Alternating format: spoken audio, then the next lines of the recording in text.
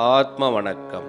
ஆத்மபிதா சுவாமி சிவானந்த பரமஹம்சர் அவர்கள் அருளிய மிருக புத்தி. இல்லாத பொருள் நமக்கு உண்டென்று தோன்றுகிறது. அந்த தோற்றம் நசிக்கும் பொழுது மட்டுமே மனிதராகிறோம். அது எவ்விதமென்றால், நடுப்பகல் சமயத்தில் மிகவும் கொடூரமான சூரிய கிரகணம் இருக்கும் பொழுது, ஒரு பாலைவனத்தின் வழியாக நாம் சஞ்சரிக்கும் சமயத்தில் அந்த இடத்தின் 4 பக்கத்திலும் பார்த்தால் நமக்கு என்னவாக தோன்றுகிறது? தண்ணீர் இருப்பது போல் தோன்றுகிறது. எனில் அந்த தண்ணீர் இருப்பது போல் தோன்றிய இடத்தில் போய் பார்த்தாலோ தண்ணீர் காண்பதில்லை.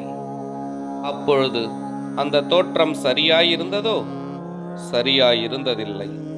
தண்ணீர் இருப்பதாக தோன்றுவதற்கு காரணம் என்னவென்றால், அந்த பாலைவனம் யாதொரு மரத்தின் நிழலும் இல்லாமல் பறந்து காலியாய் கிடக்கின்ற இடமும், அந்த இடத்தில் மிகவும் கொடூரமான சூரிய கிரகணங்கள் தாக்கிய போது உண்டாகின்ற ஒளியால் ஜொலித்து கொண்டிருக்கின்ற அந்த ஒளியான ஜுவாலையை தண்ணீராகும் என்றும் நாம் தவறி எண்ணியதும் ஆகும். எனில் அது உண்மையில் தண்ணீர் அல்லவென்று நாம் போய் பார்த்தபோது நமக்கு தெரியவும் செய்ததல்லவா?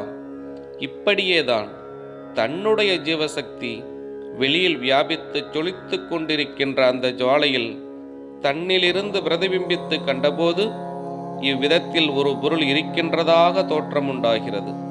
இதுதான் மிருக புத்தி. இப்படியுள்ள தோற்றம் உள்ளவர்கள் மிருகங்களாகும்.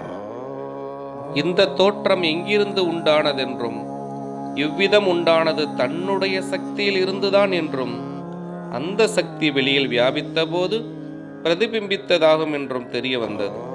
அதனால் அந்த சக்தி வெளியில் வியாபிக்காமல் அதனுடைய உற்பத்தி ஸ்தானமாகிய தன்னில் சேர்த்து தன்னில் தானே லயித்து தோற்றம் நசிக்கும் போது மட்டுமே மனிதராக கூடும்.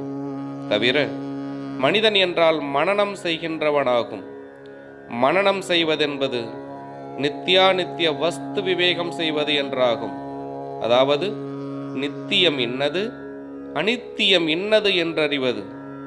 நித்தியம் இன்னதென்பதை அறிந்தால் அவனுக்கு சப்தம் இல்லை. அதென்ன காரணம் என்றால், சப்தம் நித்தியமல்ல, அனித்தியமாகும். அப்போது சப்தத்தை தன்னில் தானே லயிப்பித்து தானாயிருப்பான். ஆத்ம வணக்கம்.